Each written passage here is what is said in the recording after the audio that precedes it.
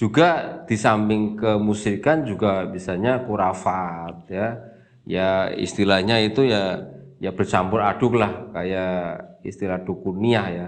Jadi dia medianya itu dalam pengobatan itu macam-macam gitu loh. Lewat suatu benda ini dan itu dengan syarat-syarat tertentu. Nah itu menyelisihi akidah yang lurus. Maka para praktisi bekam ya, itu di situ ditekankan supaya memahami akidahnya yang sesuai dengan akidah Rasulullah Shallallahu Alaihi Wasallam. Ya. Jadi ini penting sekali ya. Yang lebih luas lagi itu ya pembahasan tentang akidah itu beliau Rasulullah SAW adalah ya murni akidah Islamiyah ya. Itu bagaimana konsep hidupnya itu harus dengan sistem Islam, ideologi juga ideologinya harus murni Islam ya, tidak bercampur dengan yang lainnya. Ini masya Allah ya itu hubungannya dengan masalah akidah. Nah ini para praktisi bekam itu paling endah ya, para pengobat bekam itu akidahnya harus sesuai dengan kemurnian terkait dengan akidah Islam itu. Baik, berikutnya pembahasan tentang akar ya. Jadi pembahasan tentang akidah modalitas untuk pengobat bekam itu adalah pembahasan di akar itu. Kemudian memahami hakikat dan hikmah sakit. Jadi praktisi bekam ini juga harus memahami hakikat dan hikmahnya sakit gitu. Karena ketika kita memahami hikmah sakit ini paling endah bisa memberikan nasihat kepada klien atau pasien supaya dia tetap sabar dalam menghadapi ujian-ujian. Dalam hal ini berarti ujian sakit. Karena salah satu ya hikmah dan hakikat sakit ini adalah proses peluburan dosa, proses pengampunan dosa. Nah, proses pengampunan dosa ini itu perlu disampaikan kepada klien atau pasien. Karena kalau tidak memahami, maka pasien ini biasanya stres, apalagi sakitnya itu lama, tidak sembuh-sembuh, uangnya sudah banyak, ya, keluar ya sudah habis banyak uang, ya kan. Bahkan yang dia miliki ya rumah, kebun, atau dia punya tanah lahan itu sampai dijual untuk berobat dan seterusnya. Akhirnya dia makin stres itu. Kemudian tidak terima dengan takdir Allah dan seterusnya. Nah ini penting disampaikan kepada para klien. Nah terapis bekam itu harus memahami itu, disampaikan kepada klien atau pasiennya supaya dia bisa legowo dan dia ridho atas qada dan qadarnya Allah Subhanahu wa taala. Karena syarat pengampunan dosanya itu ketika dia diuji sakit, cobaan sakit, maka dia bisa menerima dengan lapang dada.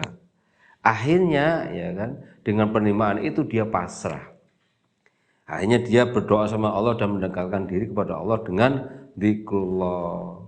Dia nanti diarahkan dengan zikrullah. Itu masya Allah nilai positif semuanya. Ya. Sampai dia memahami bahwa kewajiban sebagai manusia itu ikhtiar, ya kan? Artinya berusaha. Baru dia tawakal. Kemudian sembuh dan sakit itu mutlak diserahkan sepenuhnya kepada Allah Subhanahu wa taala. Jadi itu insya Allah dapat pahala ikhtiar tadi. Karena dia sebagai manusia, sebagai makhluk itu berusaha itu loh. Dan sembuh dan tidak urusannya Allah Subhanahu wa taala. Ini perlu itu. Setiap orang yang sakit, setiap pesakit itu memahami itu. Ya, nah, dalam memahami hakikat dan hikmah sakit ini itu adalah ilmu di akal supaya dia punya kepasrahan totalitas kepada Allah Subhanahu wa taala. Nah, ini adalah urusan hati. Nanti ada hubungannya dengan akidah juga itu, pasrahan itu ya. Hubungannya dengan rukun iman, ya kan? Kayak gitu. Kemudian hubungannya dengan bagaimana mengaplikasikan kalimat la ilaha illallah dalam kehidupannya, yaitu bertauhid kepada Allah Subhanahu wa taala. Inilah pembahasan di akar ilmu ya, atau di akar pohon ilmu berkaitan dengan bekam. Itu. Insya Allah demikian pembahasan tentang akar. Kemudian berikutnya adalah kita membahas tentang batang ilmu ya. Jadi batang ilmu di pohon ilmu. Nah, ini penting sekali ya. Ketika kita sudah memahami tahapan pertama yaitu memahami akar ya, akar pohon ilmu ini ya. Sehingga ketika sudah menguasai dan memahami ini secara mendalam, pijakannya akan kuat, kepasrahan kepada Allah kuat, keyakinan kepada Allah kuat itu. Nah, ini penting di akar itu. Karena seorang terapis itu dalam mengobati itu ya perlu dia punya keyakinan yang tinggi kepada Allah itu. Pasiennya juga dia punya keinginan yang tinggi kepada Allah. Ini kan hubungannya dengan akidah. Jadi pijakannya dia kuat, gitu. Kepasrahan dia kuat, ikhtiarnya juga maksimal, gitu. Penyerahan diri kepada Allahnya, keikhlasannya, kesabarannya, kelapang dadaannya itu akan terbentuk dengan memahami akar tadi. Karena ini adalah pijakan. Maka ketika terapisnya ya, tabib dan klien atau pasiennya itu saling memahami ya di ilmu akar ini, ya dia akan kuat, sama-sama kuat, kepasrahannya sama-sama kuat kepada Allah Subhanahu wa taala. Jadi secara pondasi dia posisinya sudah kuat. Kemudian berikutnya ya terutama kepada pengobat ya, praktisi bekam ini harus memahami batang ilmu. Nah, batang ilmu ini adalah hubungannya ya dengan ya fisiologi organ. Apa itu fisiologi? Fungsi. Kita harus paham ya. Secara umum ya, secara umum kita harus paham. Jadi bukan hanya praktisi bekam ya. Ini ya, holistiknya itu di sini maksudnya gitu ya. Bukan hanya praktisi bekam, tapi seorang pengobat itu wajib memahami ini ya di ilmu batang pohon ilmu, karena ini secara umum ya begitu, karena isi dari batang ini adalah diantaranya nanti ada analisa diagnosa, ada perjalanan penyakit kayak gitu. Jadi dengan dia memahami nanti jadi untuk tindakan terapinya ya, tindakan terapi berikutnya itu dia akan punya langkah ya. Punya langkah yang dasarnya itu kuat, dasarnya adalah dasar diagnosa dan analisa, kan gitu. Nah, kenapa kita memahami, alasannya apa kita perlu memahami ilmu batang ini? Supaya kita lebih teliti, supaya kita lebih telaten, teliti, ya kan? Dan bisa menempatkan tempat pada tempatnya. Dan memahami ilmu batang ini itu adalah mengacu kepada hadis Nabi juga yang berbunyi ya likulli da'i dawaun fa idza usiba dawa'u da'i baru abidillah, bahwa penyakit ya, setiap penyakit itu ada obatnya. Barang siapa yang tepat dalam pengobatan suatu penyakit, maka biidznillah ya, atas izin Allah azza wa jalla dia akan mengalami kesembuhan. Jadi dari hadis itu menandakan bahwa seorang terapis itu harus memahami ya, harus yakin bahwa setiap penyakit Allah turunkan penyakit, maka Allah turunkan obatnya pula. Nah, seorang terapis itu berarti karena ada kalimat berikutnya, barang siapa yang tepat dalam pengobatan suatu penyakit, maka biidznillah dia akan sembuh. Atas ridha Allah dia akan sembuh. Berarti tugasnya seorang terapis adalah menempatkan penyakit itu ya tepat. Artinya apa? Memahami jenis penyakitnya apa, kemudian dia memahami bagaimana solusi penyakit tersebut.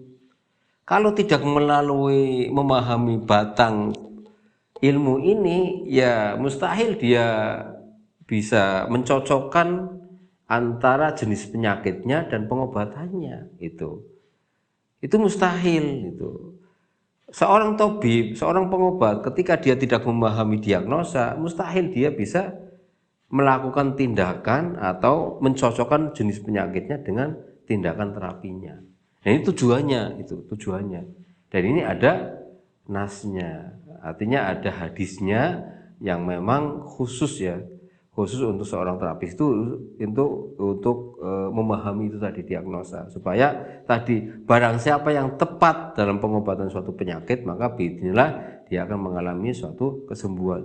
berarti kan harus memahami jenis penyakitnya apa, ya kan?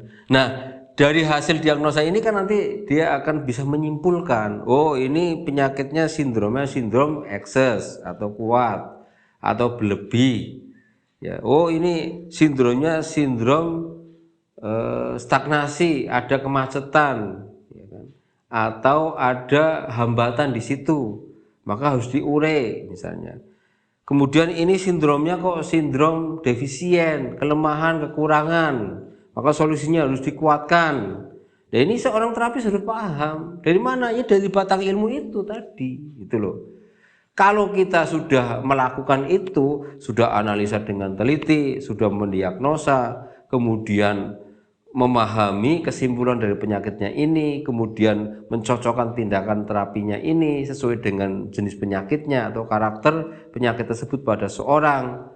Nah, kalau memang belum sembuh, berarti ada faktor X.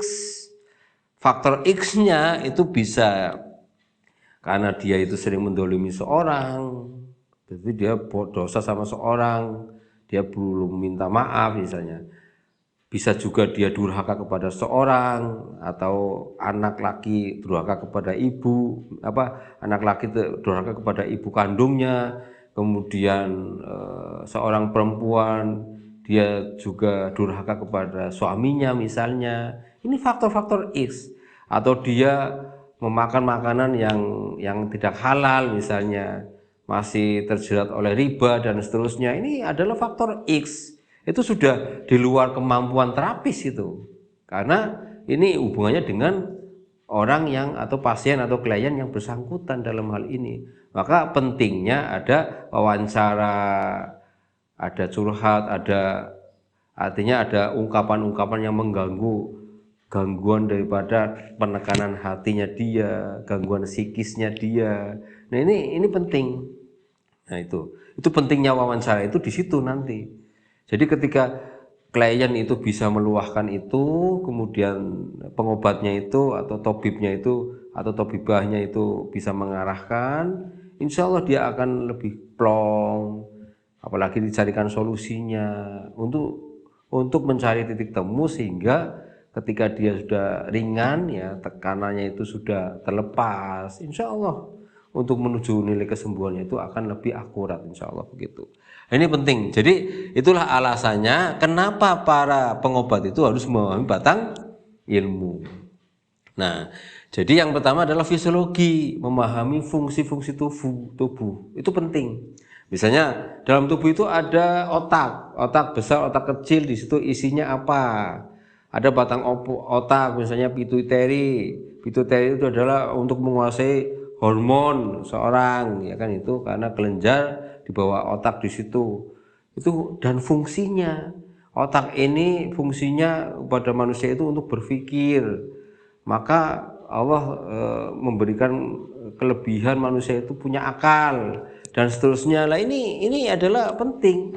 Jadi memahami otak dengan jaringan-jaringan otak, isi otak dan seterusnya, serta fungsinya otak itu untuk apa, penting itu. Kemudian memahami, ya kan, organ tubuh utama, ada jantung, fungsi jantung itu untuk apa. Kemudian limpa lambung, pencernaan itu fungsinya untuk apa. Kemudian ada paru-paru, fungsinya untuk apa. Kemudian ada ginjal, kemudian ada liver, fungsinya untuk apa. Nanti di situ ya organ utama, nanti ada jaringannya, ya kan? Jaringan berarti di situ ada otot, urat, ada daging, ada pembuluh, kan gitu. Kemudian ada tulang belulang dari servikal, ya, tulang leher, tulang punggung, tulang pinggang sampai tulang sakral, ya. Artinya tulang ekor, ya kan. Kemudian di situ ada tulang paha, tulang betis dan seterusnya, kerangka, kan itu. Nah itu penting sekali itu, ya. Dan fungsinya apa di situ? Kalau secara umum di akar itu memahami satu tubuh manusia dan isinya, ya, kalau kita memahami mobil itu berarti mobil atau kendaraan dan beserta kelengkapannya itu loh. Itu bicara hanya ini aja, mobil ya berarti kerangka dan sama kabel-kabelnya itu kan. Yang utama misalnya ada busi, kemudian ada apa ini mesinnya dan seterusnya. Itu kerangka. Nah, memahami kerangka itu ya itu di akal itu. Tapi kalau sudah bicara batang itu adalah fungsi masing-masing peran itu loh. Jadi kalau tubuh manusia berarti kita kalau anatomi berarti melihat posisinya jantung di mana itu masih di akal. Tetapi kalau sudah bicara fungsinya jantung, fungsinya otot urat, fungsinya sendi-sendi, fungsinya tulang, belulang, dan organ lainnya itu adalah pemahaman di batang. Begitu. Kemudian di ilmu batang ini ada patologi, di mana gangguan organ utama ketika ada gangguan, ketika organ itu bermasalah, ciri khasnya apa? Nah itu adalah pemahaman di batang. Contoh misalnya ginjalnya lemah. Ciri khas ginjal lemah itu misalnya sering kencing, kencingnya itu bening, ya, putih. Kemudian nanti ketika si ginjalnya itu lemah, biasanya dia seksnya lemah, terjadi apa? Ejakulasi dini, lemah syahwat misalnya. Kalau misalnya perempuan ya dia frigid, hasratnya kurang dan seterusnya.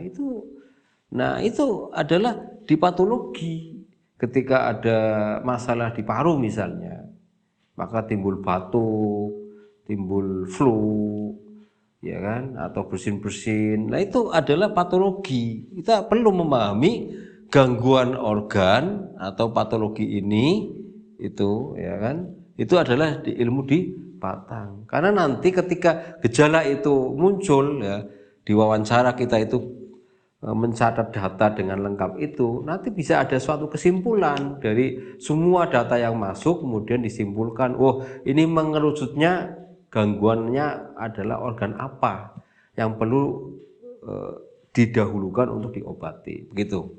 Ini penting memahami patologi. Kemudian kita masuk ke analisa dan diagnosa. Analisis, menganalisa, oh ini orang begini ya, riwayatnya misalnya memaham ini umurnya kok masih muda atau sudah tua, kan gitu. Nah, ini namanya analisa. Oh, berarti kalau umurnya sudah 80-an berarti secara organ sudah tua ya, itu. Kayak barang itu sudah lawas lah misalnya, sudah lama. Ya kan beda dengan balita, dengan remaja, dengan dewasa, ya kan itu. Nah, ini analisa, itu dari faktor usianya. Kemudian, kenapa ya ini tidak bisa tidur ya? Itu adalah analisis, ya kan. Nah, analisa biasanya gandeng dengan diagnosa. Kalau diagnosa itu adalah mengarah kepada ini ya, 6 cara pemeriksaan. Nah, hasil daripada pemeriksaan ini itu adalah analisis. Ketika ada pemeriksaan kemudian dianalisa. Kalau diagnosa itu adalah tindakan memeriksanya, nah hasil daripada kesimpulan pemeriksaan itu kita berpikir, itulah yang namanya analisa. Oh berarti kesimpulannya itu begini, maka teknik terapinya harus begini. Nah ini adalah analisa itu ya. Jadi analisa dan diagnosa itu selalu gandeng itu. Nah di dalam diagnosa itu di dalamnya ada 6 cara pemeriksaan ya. Itu kalau di pengobatan timur biasanya ada 4 ya. Karena ini holistik itu ada tambahan 2 ya, yaitu jadinya 6 pemeriksaan. Pertama yang dipahami oleh 6 cara pemeriksaan, yang pertama dengan melihat, ya kan, melihat wajah, melihat sennya, melihat rambut, telinga, ya kan, kemudian melihat bentuk tubuh, ada yang gemuk, ada yang kurus, ada yang kecil, mengamati lidah, lidahnya kok ada yang lidah gemuk pucat, ada yang lidahnya dia merah yang dia masih sedang, atau merah tapi sudah tipis. Ya kan, itu mengamati lidah. Kemudian iridologi, di situ ada sklera, ada iris mata, ada pupil. Maka ada ilmu memeriksa mata khususnya kan, pupilogi, skleralogi, iridologi. Itu dengan apa? Dengan melihat, mengamati. Walaupun nanti medianya itu ada lewat baterai, lihat misalnya lampu ya kan. Kemudian medianya bisa itu pakai kamera ya. Misalnya ada alat yang dimasukkan di mata itu, di matanya supaya posisi tepat, nanti langsung diklik itu nanti dia akan terekam di laptop misalnya, nanti dilihat, diamati itu kan. Nah itu media ya. Tapi itu dengan cara melihat ya kan. Kemudian melihat dengan bagaimana kulitnya, apakah dia kering, apakah dia masih normal, lembab ya kan. Nah itu juga dengan cara melihat semua. Jadi nanti BAB-nya ya kan bentuknya kayak apa, warnanya kayak apa, kemudian kencingnya ya kan, itu diwawancara dengan cara melihat, itu memeriksa ya. Ya kan, itu memeriksa dengan mengamati apa yang bisa terlihat. Kemudian apa yang bisa didengar ya kan dari pasien. Ketika pasien datang itu kok ada flu, kadangkala ada bersin-bersinnya, ada batuknya, ada napasnya berbunyi. Kalau dia luka atau dia patah misalnya ya kan, kemudian dia digoyang-goyang itu kan, itu kok dia ada klek-kleknya ya kan, bunyi dan seterusnya. Nah ini adalah dengan cara apa-apa yang didengar, kemudian apa-apa yang bisa tercium ya, bau-bauan dari pasiennya. Misalnya dia ketika bicara mulutnya bau, ketika dia dekat kok bau badan ya kan. Nah ini adalah penghidu atau bau-bauan yang tercium dari klien atau pasien. Nah, di samping ada dua itu ada pertanyaan, yaitu wawancara dengan menanyakan nama, umur, tinggalnya di mana, ya kan, keluhan utama yang membuat dia datang ke klinik ya. Kemudian itu adalah keluhan utama. Kemudian ada keluhan tambahan, berapa lama penyakitnya, riwayatnya, ya kan. Kemudian menanyakan bagaimana kondisi BAB-nya, bagaimana kondisi BAK-nya dan seterusnya, kan gitu. Ini adalah pertanyaan, terutama menanyakan pada bab masalah psikis. Nah ini kalau tidak bisa dilihat, kalau tidak ada pertanyaan atau luahan-luahan yang dari klien atau pasien yang hubungannya dengan terganggunya psikis dia, kejiwaan dia, kan ini lewat luahan, lewat curhat, lewat wawancara, ya kan. Ini penting sekali itu di bab masalah pertanyaan. Jadi ini penting itu. Akhirnya dia ketika dia menyampaikan beberapa hal yang mengganggu kejiwaan dia, dengan dia diluahkan kepada dan kepada pengobatnya, paling tidak meringankan beban dia. Akhirnya nanti dicarikan solusi dan seterusnya. Ya kan? Nah itu. Karena psikis itu yang bisa mengobati adalah dirinya sendiri, ya kan? Sampai dia misalnya ada gangguan, nanti dibantu dengan ruqyah syar'iyyah atau dia ruqyah mandiri, itu hasil daripada pertanyaan-pertanyaan ini, digali itu. Digali permasalahan-permasalahan yang ada di klien atau pasien. Kemudian perabaan dengan cara meraba. Misalnya meraba denyut nadi, meraba kulit, ya kan? Meraba ketika dia ada nyeri di mana, diolesi minyak kok ada gundukan di situ, ya kan? Ada gundukan, kemudian ini kok agak keras, agak lunak, itu lewat perabaan. Kalau kita pijet lewat refleksi misalnya di telapak kaki kok disentuh kok ada kayak kristal, ada kayak pasir, itu ketek, itu berarti ada sesuatu yang ngumpul kemudian harus diurai di area peta kaki tertentu. Nah ini adalah lewat perabaan. Kalau bekam di luar titik sunnah misalnya, kita olesi kayak totok punggung misalnya, kemudian di situ ada gundukan di situ yang dia klien itu akan terasa nyeri, bisa dibekam di area tertentu